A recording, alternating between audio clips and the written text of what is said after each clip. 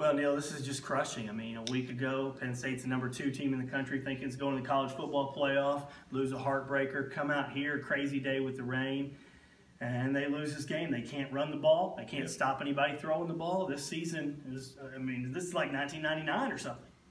Yeah, you know, I think the schedule caught up with them. You know, obviously it ascended to #2 in the country. I'm really not sure. Well, obviously they proved they weren't quite that good at that level, and you know, tough assignment to turn around. And you know what? I have a lot of respect for Mark D'Antonio. He's built a really good program up here. Tough-minded. They can run the ball. Usually can stop people. Michigan State really earned this win.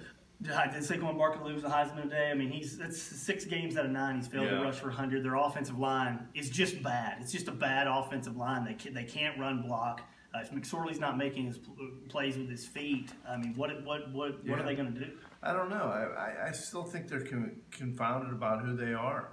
You know, Barkley bursts a 36-yarder. When they get Barkley to the edge, they seem to have success. They had great success against Iowa. Obviously, Iowa is a pretty good team, especially at home.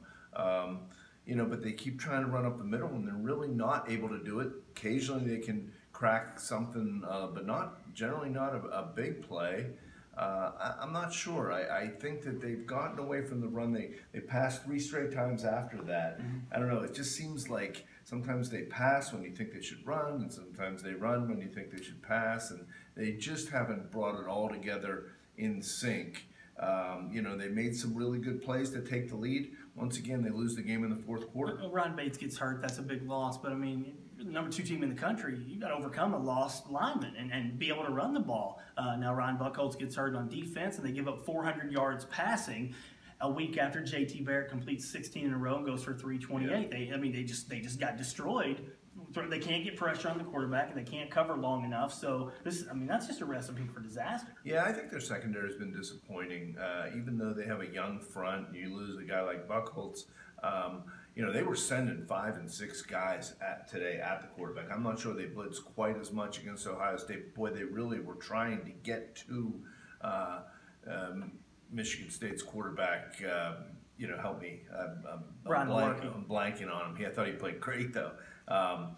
So, you know, they actually pulled Haley and Christian Campbell for parts of the 4th quarter, which you really haven't seen. Castro Fields played, Lamont Wade played. Amani's probably their best corner, and he had a pretty good game, but they just got ripped up in the secondary. Let's close with this. James Franklin spent the bulk of his post-game press conference talking about how they've got to get back to basics. They've got to drown out this noise. Nick Saban called it rat poison, being #1 in the country, and that's Alabama, which is #1 in the country every year.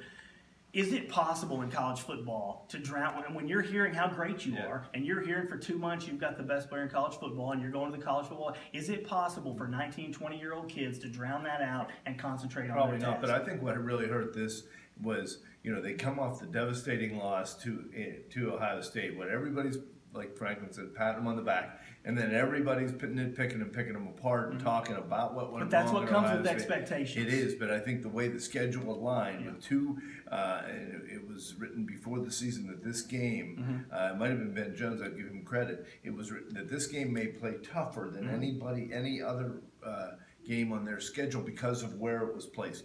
And it did catch up to them, and you know, it's a team loss. They just in all phases they just didn't make enough plays to win. They're going to go 10-2. Most years 10-2 for college football programs is sensational, but when you're 10-2 and you lose back-to-back, you know, after being #2 team in the country, is that disappointing? Oh, right now it is today. You know, you can go 10-2, and if you win a bowl game, it still would be a pretty good year of what they're trying to establish.